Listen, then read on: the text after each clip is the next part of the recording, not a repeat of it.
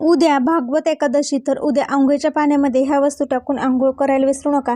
कठीणातील कठीण इच्छा पूर्ण होईल. जीवनातील सर्व अडचणी, संकटे, प्रॉब्लेम दूर होतील.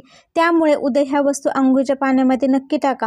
तर बघा, उद्या आपल्याला सकाळी उठायचं आहे. ब्रह्ममुहूर्तावर उठून अंघोळीचं पाणी काढायचं आहे. गरम पाणी किंवा गार पाणी कोणतंही घ्या. त्यामध्ये थोडंसं गंगाजल टाका. गंगाजल नसेल तर गोमूत्र टाका. त्यानंतर त्यामध्ये चिमूटभर हळद टाका. आपल्या कुंडलिकेतील ग्रह किंवा आपल्या कुंडलीतील गुरुग्रह, शनिग्रह मजबूत व्हावा म्हणून थोडीशी हळद टाका.